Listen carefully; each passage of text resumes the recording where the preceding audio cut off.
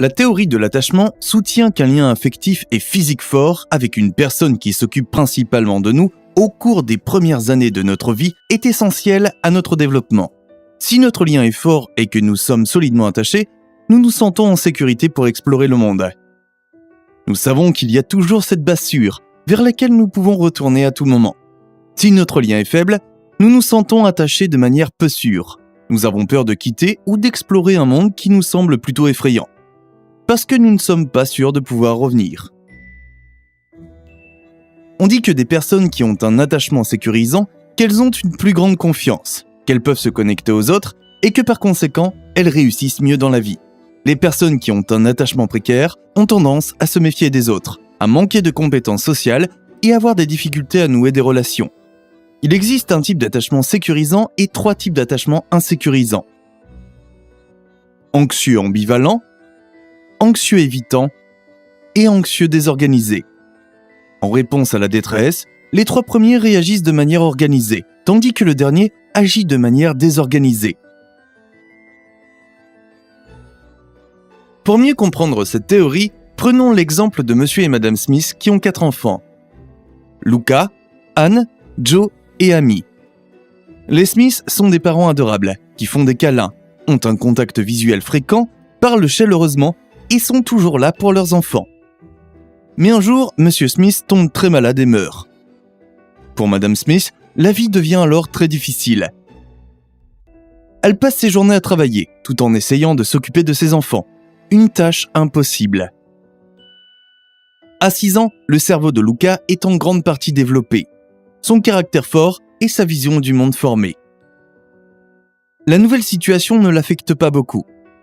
Il sait qu'il y a toujours maman, son refuge.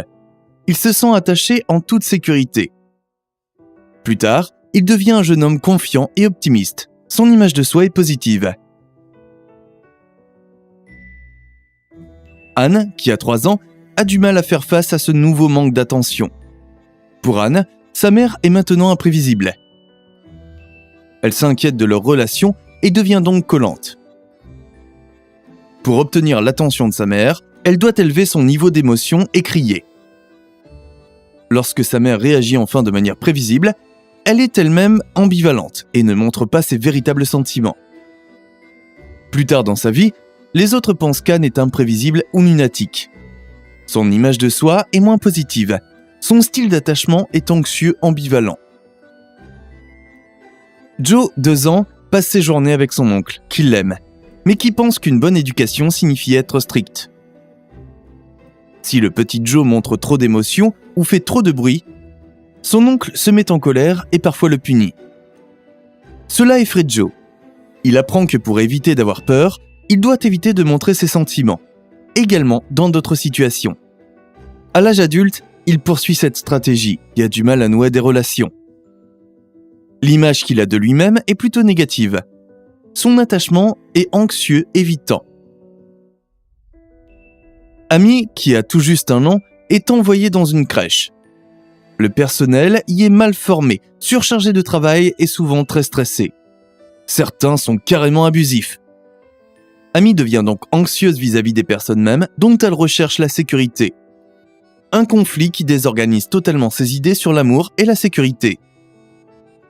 Comme elle vit une peur sans résolution, elle essaie d'éviter toutes les situations sociales.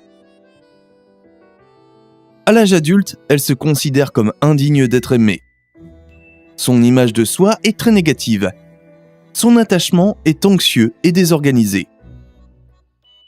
Notre attachement se forme au cours des toutes premières années de notre vie, à un moment où nous sommes trop jeunes pour communiquer notre anxiété et où par conséquent, nous pouvons connaître des niveaux de stress élevés. Notre glande surrénale, un organe situé au-dessus de nos reins, produit alors les hormones du stress, l'adrénaline et le cortisol. Le rythme cardiaque s'accélère, la pression artérielle augmente, et nous devenons vigilants. Si cela se produit fréquemment, on parle de stress toxique. Toxique car il nuit au développement du cerveau de l'enfant et affaiblit le système immunitaire. Chez les embryons, ou à un très jeune âge, le stress toxique peut même modifier l'expression des gènes, ce qui peut affecter notre santé plusieurs décennies plus tard. En simulant une situation étrange, nous pouvons évaluer un style d'attachement dès l'âge d'1 an. Pour ce faire, nous laissons l'enfant jouer avec sa mère pendant quelques minutes dans une pièce. Ensuite, l'enfant est laissé seul. Le moment clé est la réaction de l'enfant lorsque sa mère revient. Les enfants qui ont un attachement sécurisant commencent généralement par serrer leur mère dans leurs bras, puis ils se calment et finissent par retourner jouer. Les enfants dont l'attachement est précaire peuvent être ambivalents et évitants. Certains ne peuvent s'arrêter de pleurer ou refusent de continuer à jouer. Les effets à long terme de notre attachement dans les premières années sont bien documentés.